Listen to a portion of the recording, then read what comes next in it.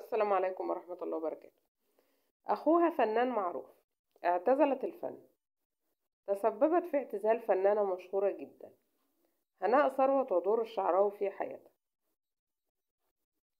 الفنانة هناء ثروت اسمها الحقيقي هناء عبد الخالق ثروت، ولدت 25 فبراير 1957 بالقاهرة.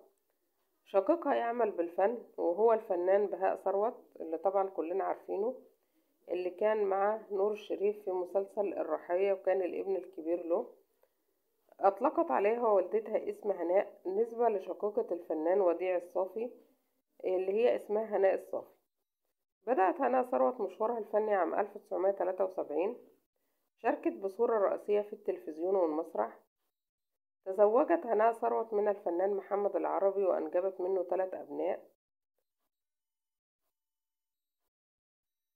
تسببت الفنانة هناء ثروت في حجاب الفنانة حنان ترك، ده كان بعد محاضرة دينية قدمتها هناء، وحضرت المحاضرة دي الفنانة حنان ترك. في الوقت ده أول ما سمعت المحاضرة رفضت حنان ترك الخروج من المسجد بشعرها إلا بعد أن أحضروا لها حجاب. ووقتها قام زوج حنان ترك، كان وقتها زوجها خالد خطاب، واتهم هناء ثروت بتأليف زوجته عليه. آخر ظهور فني كان لهناء ثروت كان من خلال مسلسل الربيع في العاصفة اللي تم عرضه عام 1988.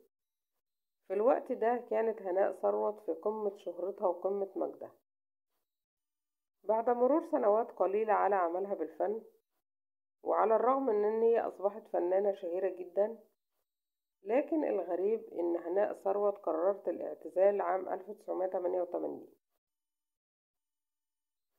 حيث وقفت هناء على خشبة المسرح. كانت بتقدم عمل مسرحي، لكن فوجئت بوجود ألفاظ وإيحاءات خارجة من المشاركين في العمل، فرفضت إن هي تكمل العمل ده، واتخذت هناء ثروت قرار باعتزال الفن.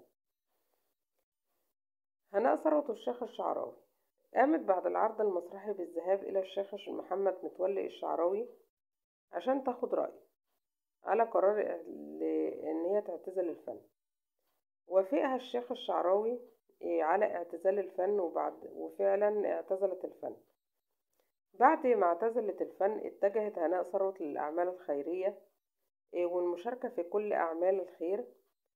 كما أقامت هناء ثروت دار للأيتام، وهي بتقوم بالإشراف عليها بنفسها وبتخدم كل الأيتام. حرصت برضو على أداء فريضة الحج والعمرة أكتر من مرة. والغريب كمان إن هناء ثروت حصلت على إجازة في حفظ القرآن من الأزهر الشريف، حفظت القرآن كله.